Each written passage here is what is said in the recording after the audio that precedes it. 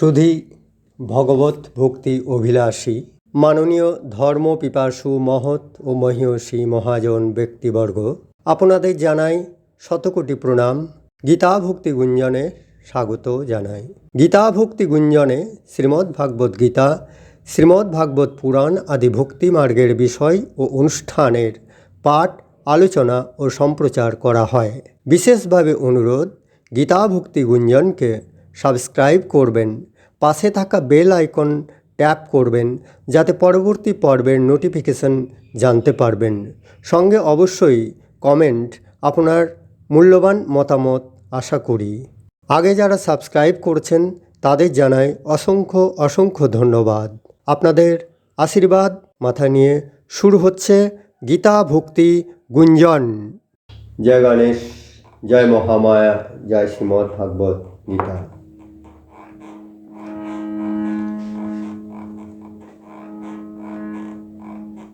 শ্রীমদ্ভাগবত গীতার অমূল্য বাণী, গীতার যে অপার্থিব অমূল্য শ্লোক ও গাথা,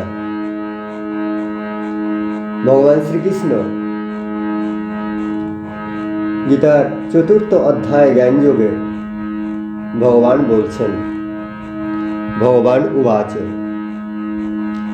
ইবং বিবস্বতে যোগম প্রোক্তম অহম অব্যয়ম বিবস্বান মনবে প্রাহ মনু ইক্ষা কবে অব্রবীত।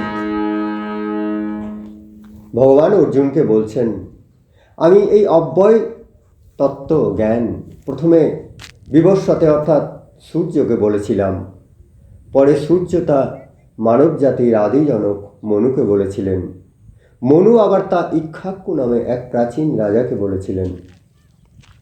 এবং পরম্পরা প্রাপ্তম ইমম রাজস্বর্য বিদু সমকালীন ইহ মহতা নষ্ট পরমন্তপ। বংশ পরম্পরায় এইভাবেই জ্ঞান বিস্তারিত হয়েছিল, কিন্তু সুদীর্ঘ বহুকাল ধরে এই জ্ঞান শ্রুত আর জ্ঞাত হয়ে হয়ে তার মহত্ব ক্ষয় হতে হতে তার শরণাতীত যে অব্যয় জ্ঞান ক্ষয় হতে হতে লুপ্ত হয়ে যাচ্ছিল। স এব ময়াতে অদ্য যোগ প্রোক্ত পুরাতন ভক্ত অসীমে সখ্য ইতি রহস্যম হি এইতৎ উত্তমম। সেই পুরাতন যোগ অব্যয় জ্ঞান আজ তোমাকে বলছি, কারণ তুমি আমার ভক্ত সখা অর্থাৎ বন্ধু। এই রহস্য যত কিছু তুমি উত্তম রূপে সম্যক উপলব্ধি করতে পারবে। স্বাভাবিকভাবে অর্জুন তখন তাকে কি বলছেন দেখুন। অর্জুন বলছেন, অর্জুন উবাচ অপরম ভবত জন্ম পরম জন্ম বিবস্বত কথম এতত বিজানিয়াম তম আদৌ প্রক্তবান ইতি। না, অর্জুন বলছেন প্রশ্ন করছেন, বিবস্বত অর্থাৎ সূর্যের সৃষ্টি হয়েছিল আপনার জন্মের বহু বহু পূর্বে। আপনি একজন মানুষ, আপনি সৃষ্টিরও আগে কিভাবে তাকে এই জ্ঞান বলতে গেছিলেন? এ কি কখনো সম্ভব নাকি? একেবারে বাস্তব কথা। যদি কেউ আপনাকে এই ১বিংশ শতাব্দীতেও এসে বলে আমি সূর্যের চেয়েও পুরাতন, পৃথিবী তো ছেড়েই দিন, এইসব কথা বিশ্বাস করা যায় না। আমি কোনো বিতর্কে যাচ্ছি না, আমি দীনকৃষ্ণ ঠাকুর হতে চাই না, আমি কোনো বিতর্কে যেতে চাইছি না, বাবা আমার মার্জনা করবেন। অর্জুন কেন, যে কেউ বলতে পারে how do you born before sun and tell anything him, I can't believe it. তখন ভগবান কি বলছেন,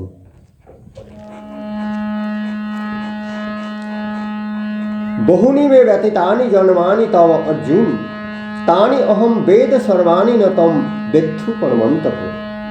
হে পরম তপস্বী অর্জুন, আজ যেমন দেখছ তার আগে আমার এবং তোমার বহু বহু জন্ম কেটে গেছে।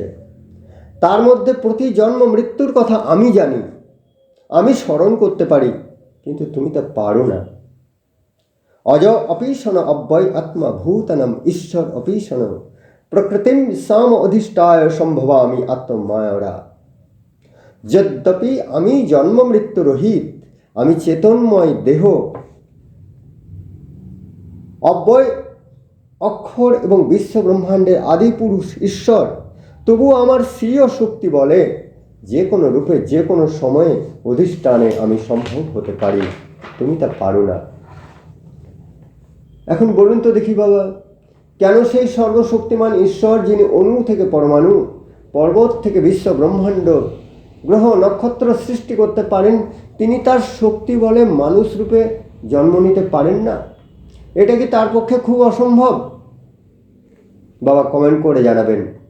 স্বয়ং স্রষ্টা এত কিছুর পর সামান্য মানুষ বা সামান্য যে কোনো অন্যান্য জীবরূপে কি জন্মগ্রহণ করতে পারেন না?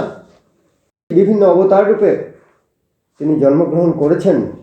আমরা এই প্রেক্ষিতে দেখতে পাই শ্রীমদ্ ভাগবত পুরাণের দ্বিতীয় স্কন্ধে পঞ্চম অধ্যায়ে ব্রহ্ম উবাচ কালং কর্মং স্বভাবং চ মায়েশো মায়রা স্বয়া আত্মন যদৃচ্ছয়া প্রাপ্তং বিভুভূষুরূপাদদে। মায়ানিয়ন্তা শ্রী ভগবান এক থেকে বহু রূপে আত্মপ্রকাশ করার ইচ্ছায় নিজ মায়াশক্তিতে স্বস্বরূপে কাল, কর্ম এবং স্বভাবকে গ্রহণ করে থাকেন। অবতার বা অংশ অবতার বা খণ্ড অবতার তিনি যুগে যুগে ধরাধামে অবতীর্ণ হয়েছেন এবং সেই অবতীর্ণ হওয়া রূপটি অবশ্যই অতি মানবিক হয়। আমরা অদূর অতীতে কিছু অতীতেই যাই, যদি শ্রী গৌরাঙ্গ মহাপ্রভুর বেলায় নদিয়া নগরে যখন একদিকে কট্টর ব্রাহ্মণ্যবাদের অতি কঠিন জীবনচর্চা, ধর্মীয় জীবনযাপন, অন্য ধর্মীয় প্রভাব, তখন সাধারণ মানুষের জীবন ধারণ করা দুষ্কর হয়েছিল। তীব্র মানসিক জ্বালা যন্ত্রণায় আপামর জনসাধারণ, জনজীবন বিপর্যস্ত। তখন নদিয়ায় নিমায় ধর্মের ত্রাতারূপে মানুষকে এক সহজিয়া ধর্মতত্ত্বের বাণী প্রচার করেছিলেন। তার মহামন্ত্র তৎকাল থেকে আজ অবধি মানুষকে শান্তির পরম বাণী শুনিয়েছে। কি সেই পরম বাণী, কি সেই মহামন্ত্র আমি আপনি সবাই জানি। আসুন আজ এই ভিডিওতে সেটি আমরা উচ্চারণ করি। হরে কৃষ্ণ কৃষ্ণ কৃষ্ণ হরে হরে, হরে রাম রাম রাম হরে হরে, হরে কৃষ্ণ কৃষ্ণ কৃষ্ণ হরে হরে, হরে রাম রাম রাম হরে হরে, হরে কৃষ্ণ কৃষ্ণ কৃষ্ণ হরে হরে, হরে রাম রাম রাম হরে হরে। বলো জয় রাধে শ্যাম কি, বলো নদিয়া বিহারী শ্রী গৌরাঙ্গ মহাপ্রভু কি।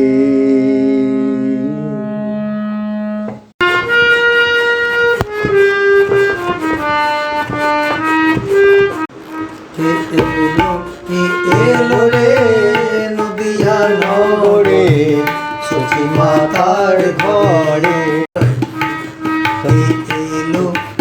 এলো রে নদিয়া নগরে সখী মাতার ঘরে, এলো রে নদিয়া নগরে সখী মাতার ঘরে, এলো রে নদিয়া নগরে সখী মাতার ঘরে, সখী মাতার ঘরে, সখী মাতার ঘরে।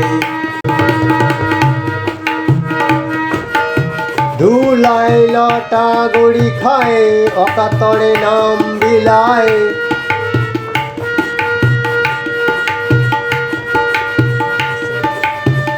ধুলাই লটা গড়ি খায় অকাতরে নাম বেলায়, প্রেম মহাজন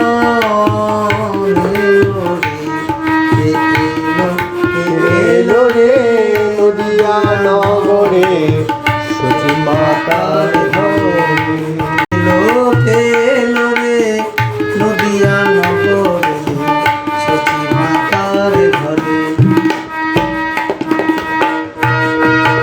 রক্ষা পেল জগায় মাধায়, সঙ্গ দিল আমার নিতায়, কত পাপি তাপি গেল তোরে।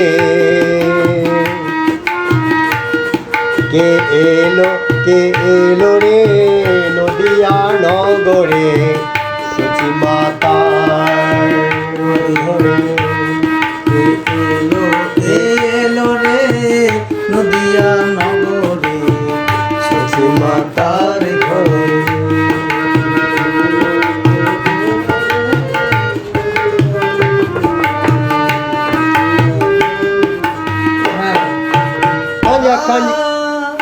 রাজা খান খিনা বাজে খোল তাক ধিনা শুধু বলতো রে